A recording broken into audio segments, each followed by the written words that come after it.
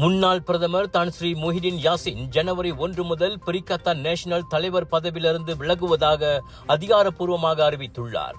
சற்று முன்னர் வெளியிட்ட சுருக்கமான அறிக்கையில் இந்த 5 ஆண்டு காலமும் தமக்கு ஆதரவையும் ஒத்துழைப்பையும் வழங்கிய அனைவருக்கும் அவர் நன்றி தெரிவித்துக் கொண்டார்.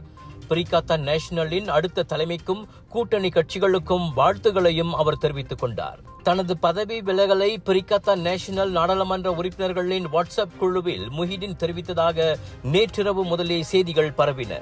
முஹிடினின் இந்த விலகல் பெர்லிஸ் மாநிலத்தில் பிர்சாத்து சட்டமன்ற உறுப்பினர்கள் நடத்திய அரசியல் சதியால் மந்திரி பிசார் பதவி பாஸ் கட்சியின் கையை விட்டு போனதால் ஏற்பட்ட பதற்றத்தின் பின்னணியில் வருகிறது.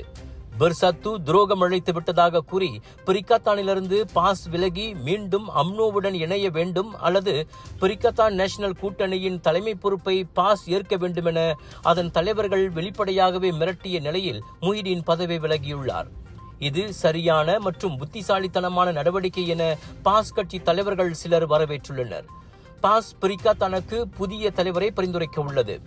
அது கட்சி தலைவர் தான் ஸ்ரீ அப்துல் ஹாடி ஆவாங் அல்லாமல் கூட்டணியின் வலிமையை ஒருங்கிணைக்கக்கூடிய நபராக இருக்கலாம் என பாஸ் தகவல் பிரிவு தலைவர் ஹமட் பட்லி ஷாரி கூறியுள்ளார். தெலுங்கானா மந்திரி பிசார் டத்தோஸ்ரீ சம்சூரி மொக்தாரே பாஸ் கட்சியின் பிரதமர் வேட்பாளராக முன்பு பேசப்பட்டவர்.